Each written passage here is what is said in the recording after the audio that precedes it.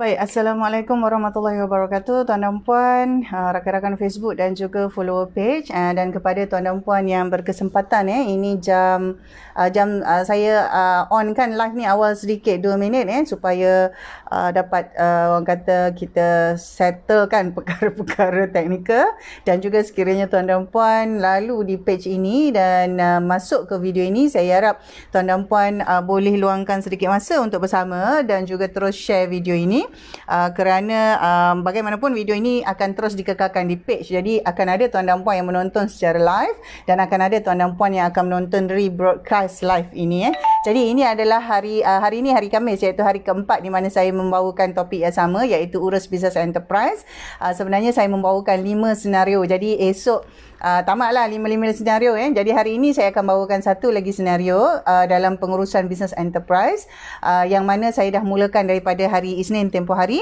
Hari Isnin tempoh hari, video FB Live itu kita melihat senario ada partner A dan partner B. Partner A beri duit sahaja dan semua kerja operasi partner B yang jalankan. Dan senario hari kedua, hari Selasa, kita dah discuss tentang partner A jaga account dan partner B yang buat kerja operasi semuanya. Dan semalam urus bisnes enterprise yang ketiga, kita sudah juga berbincang tentang partner A letak modal, tetapi partner A buat bisnes yang sama pula. Jadi kita dah bincangkan beberapa perkara. Saya dah masukkan juga beberapa perkara yang agak ringkas, kerana saya hanya mengambil masa sekitar antara 10 ke 15 minit saja untuk FB Live ini, tidak lama.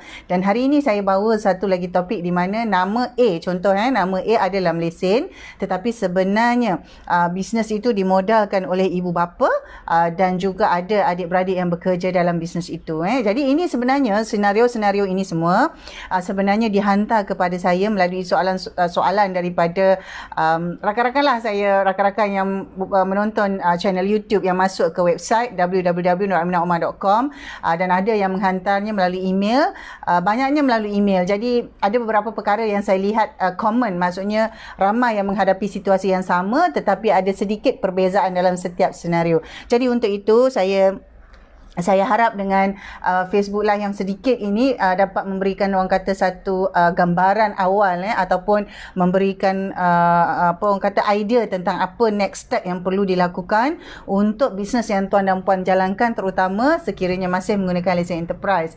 Tidaklah tidak boleh menjalankan bisnes dengan lesen enterprise, malah sekiranya kita baru bermula juga digalakkan. Tetapi ia mestilah diurus dalam keadaan kita faham dan kita maklum apakah perkara-perkara ataupun risiko-risiko yang mungkin ataupun orang cakap possible to happen. Jadi kita tak mahu perkara-perkara buruk berlaku, tetapi seperti biasa kita kata kita bersedia supaya kita dapat menguruskan atau melalui perkara-perkara tertentu dengan lebih baik. Jadi topik hari ini masih di bawah mengurus bisnes enterprise. Jadi kali ini kita akan melihat satu senario. Senario ini juga sebenarnya dihantar soalannya melalui email oleh rakan, saya tak pasti sama ada rakan Facebook atau di mana tuan dan puan jumpa, tetapi saya yakin tuan dan puan search. Maksudnya tuan dan puan ingin mencari jawapan kepada situasi yang ada sekarang. Dan kadang-kadang tuan dan puan dah ada solusinya. Tuan dan puan dah tahu apa nak buat, tetapi kadang-kadang tuan dan puan masih memikirkan apakah ada perkara lain yang mungkin saya perlu lihat. Apakah ada faktor lain yang perlu saya semak. Apakah ada cara lain ataupun alternatif lain yang lebih baik daripada senarai solusi yang saya ada. Dan saya yakin itu kebanyakannya situasi daripada kita semua. Baik. Jadi berbalik kepada situasi yang saya bawakan hari ini. Okey, situasinya partner A namanya dalam lesen enterprise dan dia menguruskan semua perniagaan tetapi modalnya diberikan oleh ibu bapa. Jadi pertama sekali ada beberapa senario. Pertama sekali adalah tentang modal. Apakah modal itu berbentuk aset ataupun modal itu berbentuk tunai atau kedua-duanya sekali. Saya ambil satu contoh tuan dan puan.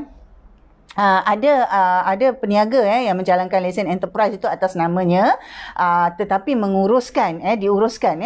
Jadi ada seorang ini dia menjalankan perniagaan berbentuk ya Allah, kedai, berbentuk kedai. Dan kedai ini saya sebutlah ia sebenarnya kedai runcit. Dan kedai runcit ini sebenarnya diusahakan oleh ibu dan ayahnya setelah lama lah, maksudnya dah lama, dah 20 tahun, 30 tahun ibu bapanya sebenarnya menjalankan bisnes kedai runcit. Dan sampai satu masa ibu bapanya ini sudah menyerahkan kepada anaknya, iaitu A tadi tu. Jadi dia beritahu A, uruskanlah perniagaan ni, mak dengan abah nak rehat, begitu. Jadi A dengan keadaan orang kata yang energetik, masih muda dan banyak tenaga, maka A pun membuka satu lesen enterprise untuk memastikan pengurusan kedai itu dijalankan dengan betul. Jadi A buka satu lesen enterprise. Jadi ini satu senario, bermakna kedai dan inventory semasa dijalankan itu adalah daripada modal ibu dan ayahnya dan dia jalankan. Pada masa yang sama dalam kedai itu ada 2 orang lagi. Ini saya bagi senario kerana senario dia mungkin berbeza. Mungkin tuan dan puan sebagai menantu menjalankan perniagaan mertua, ataupun tuan dan puan memang sebagai anak menjalankan perniagaan ibu bapa tadi, modalnya daripada ibu bapa tapi tak ada adik-beradik. Dan sekarang ni ada adik-beradik yang bekerja. Jadi apabila ada adik-beradik yang bekerja, ada 2 orang, mungkin ada seorang, ada 3 orang yang bersama-sama menguruskan kedai runcit itu. Jadi situasinya setelah 3, 4, 5 tahun menguruskan kedai, maka A yang muda dan bertenaga ini tadi nak mengembangkan perniagaannya. Dia kata tak cukup. Iyalah, A sendiri asalnya bujang, sekarang nak kahwin, kena ada family. Kemudian adik-beradik yang 2 orang pun dah mula orang kata nak membina keluarga, dah ada yang nak kahwin. Jadi pendapatan untuk membayar gaji-gaji dan untuk pendapatan masing-masing tidak mencukupi sekiranya masih bergantung kepada satu kedai runcit sahaja. Jadi A mula berfikir untuk buka cawangan. Apabila ini berlaku, tuan dan puan, akan menimbulkan situasi di mana A perlu ada investment baru. Maksudnya nak buka kedai baru. A perlukan satu modal baru kerana nak buka kedai baru. Kenapa ini semua diperlukan? Kerana untuk menampung perlu bayar gaji, perlu tambah inventory, perlu tambah barang-barang di kedai, perlu buat orang kata pemasaran supaya lebih ramai. Maksudnya orang ramai dah datang ke kedai tapi nak orang beli lebih banyak barang-barang di kedai. Jadi perkara-perkara ini yang menyebabkan A tersekat. A jadi ada masalah. Macam mana ni? Dan apabila nak buka kedai, nak buat apa orang cakap, nak dapatkan modal, mestilah nak buat pinjaman, betul. Itu isu yang lain. Tetapi sekarang ni pengurusan kedai itu, apabila A mengambil mana-mana keuntungan daripada kedai untuk buka satu lagi kedai yang baru, macam mana dengan ownership? Macam mana pula dengan adik-beradik yang bekerja di kedai itu? Kerana adik-beradik masih menganggap bahawa kedai dan seluruh isi kedai adalah milik mak dan ayah. Apabila milik mak dan ayah ini, tuan dan puan, konotasi kepada anak-anak adalah mereka semua ada hak. Tuan dan puan percayalah, sekiranya pada masa sekarang, insya-Allah kita kata semua dalam keadaan baik. Tapi pada satu ketika apabila ibu dan ayah tiada ataupun dalam keadaan tertentu, maka semua walaupun selama ini tidak mengambil bahagian ataupun tidak mengambil tahu tentang apa yang berlaku itu, akan ada possibility, ada kemungkinan di mana adik-beradik semua akan tampil ke hadapan dan berkata bahawa ini adalah kepunyaan mak dan ayah. Apabila ia kepunyaan mak dan ayah, kita semua anak-anaknya ada hak. Jadi apabila perkara ini berlaku, tuan dan puan, akan ada konflik, akan ada isu dalam pengurusan bisnes itu tadi. Ini contoh kedai runcit. Tuan dan puan boleh bayangkan isu yang lebih kompleks sekiranya dia melibatkan sebidang tanah. Contohnya ada 22 ekar tanah yang dimiliki oleh di bawah nama ayah tetapi diusahakan oleh anak-anak. Dan anak-anak ini apabila mengusahakan tanah ini pula, kepunyaan mak ayah, maksudnya modal mak ayah lah, tanah itu mak ayah.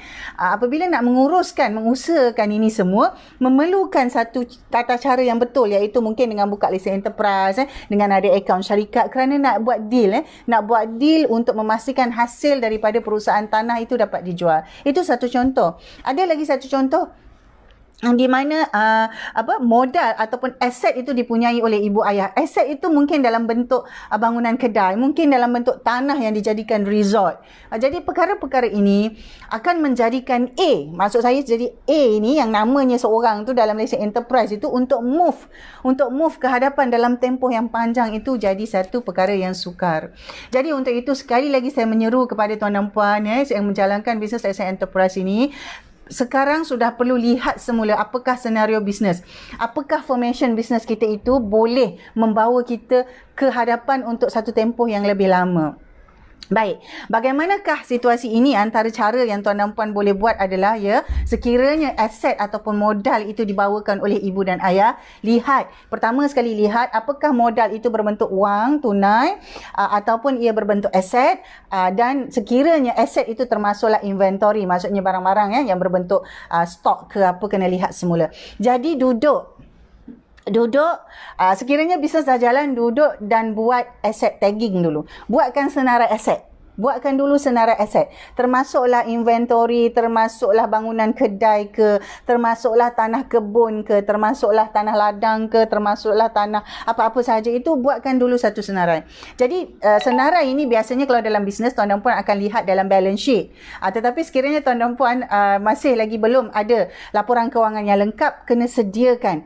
Jadi senaraikan ke semua. Dan selepas itu barulah dinilaikan apakah itu modal asal yang dibawa oleh ataupun yang diberikan oleh ibu bapa. Jadi modal itu pula kena dilihat apakah modal itu terus dijadikan kepada milikan, nilai milikan, ataupun modal itu berbentuk pinjaman yang perlu dibayar semula. Jadi ada dua. Contoh katalah kalau ibu bapa tu dah letakkan modal untuk beli inventory stok. Adakah nilai stok itu dijadikan milikan? Maksudnya dalam enterprise tu ada nilai milikan dia berapa? Ataupun dimasukkan sebagai modal dan daripada bisnes itu tadi A ini tadi sebagai anak perlu bayar balik sikit-sikit. Kalau value dia 30,000 contoh, perlu dibayar. Kalau memang ada duit, bayarlah terus. Ataupun macam mana? Maksudnya arrangementnya tu macam mana? Jadi baru ada pemindahan hak yang sesuai. Maksudnya yang sah dalam tu. Kalau dalam bentuk aset, contoh bangunan dan tanah, lihat bagaimana pengurusannya. Adakah dia berbentuk leasing? Maksudnya berbentuk pajak dalam tempoh yang panjang. Maksudnya kita sewalah daripada ibu bapa kita tu dalam tempoh yang panjang. Jadi sekiranya itu berlaku, semua letakkan dalam satu dokumen dan dalam satu surat. Minta duduk dengan ibu bapa dan bincang, minta kerjasama supaya ini disediakan. Jadi sekiranya ada apa-apa, tuan dan puan, kita memang mahu yang terbaik, yang baik dalam hidup kita, tetapi kita tidak tahu. Jadi sekiranya ada perkara-perkara di luar jangka yang berlaku, maka kita ada satu dokumen yang boleh kita rujuk dan kita sebagai waris, termasuk adik-beradik yang lain, boleh menguruskannya dengan baik. Sekiranya, contoh sekiranya leasing agreement itu bertempoh katalah 90 tahun, maka agreement itu valid dan bermakna adik-beradik semua tahu bahawa kita pajak, maksudnya kita kena bayar lah. Jadi masing-masing mungkin ada pembahagian daripada sewa ataupun pajakan yang kita bayar. Jadi tak bolehlah jual dulu aset tu dalam tempoh itu.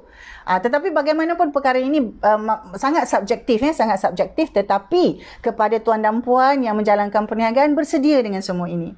Mengurus lesen bisnes enterprise ini, dengan lesen enterprise ini tuan dan puan, bukan hanya tentang kita kata kita tukarlah company sebab kita nak uruskan cukai, bukan. Dia lebih jauh daripada itu. Cukai salah satu daripadanya. Jadi dengan itu sekali lagi tuan dan puan, saya mohon share video ini dan juga tuan dan puan boleh orang kata panjangkan perkara ini supaya ramai usahawan kita di luar sana dapat membuat persediaan yang betul dalam mengurus bisnes dengan lesen enterprise. Dia hanya perlu persediaan dan pengurusan yang betul. Jadi sampai satu tempoh, sekiranya ada cara lain tuan dan puan, sebagai contoh, ada sesetengah keluarga mereka bersetuju untuk membuka koperasi.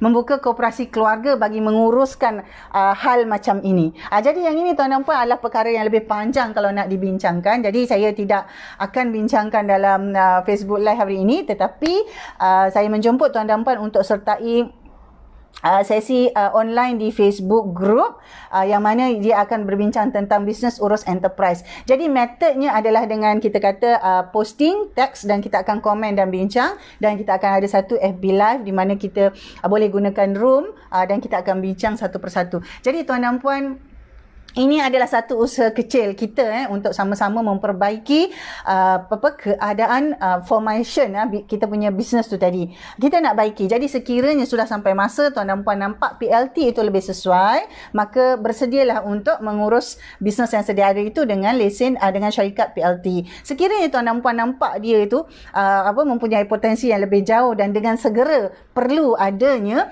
pembukaan syarikat Sdn Bhd, maka boleh diteruskan. Tetapi sekiranya tuan dan puan puan melihat bahawa keadaan ini lebih baik diurus dengan cara koperasi, maka tuan dan puan pun boleh bersedia menjalankannya begitu. Mungkin ada vehikel PLT atau Sdn Bhd itu dijadikan sebagai vehikel untuk menjalankan projek-projek ini, yang mana dividennya atau keuntungannya itu dibayar semula kepada koperasi, yang mana koperasi itu ahlinya adalah adik-beradik dan ahli keluarga. Jadi itu pun boleh dibuat tuan dan puan ya. Jadi untuk itu saya ucapkan terima kasih. Saya sudah mengambil masa tuan dan puan sekitar 14-15 minit untuk FB Live kali ini. Jadi untuk itu tuan dan puan, kita doakan yang baik-baik dalam keadaan sekarang dengan rakan-rakan kita yang mana-mana yang baru balik dari Sabah itu, mohon kuarantinkan diri. Dan kepada rakan-rakan yang masih meneruskan perjuangan dalam segala bidang, kita doakan yang baik-baik, sama ada tuan dan puan menjadi ahli politik ataupun tuan dan puan menjadi usahawan, tuan dan puan ada kerjaya sebagai pelbagai kerjaya yang tuan dan puan ceburi, semoga ianya sentiasa dalam keadaan baik dan memberi manfaat kepada seluruh alam. Jadi untuk itu tuan dan puan, saya ucapkan terima kasih. Kita tamatkan FB Live kali ini. InsyaAllah besok saya akan sambung dengan topik yang senario yang kelima, iaitu tentang bagaimana sekiranya lesen perniagaan itu pula atas nama ayah atau ibu, tetapi kita yang uruskan sebagai anak-anak. Jadi itu kita akan bincangkan pula senario itu esok insyaAllah. Terima kasih sekali lagi. Mohon share video ini. Sekian. Assalamualaikum warahmatullahi wabarakatuh. Saya signing off ya.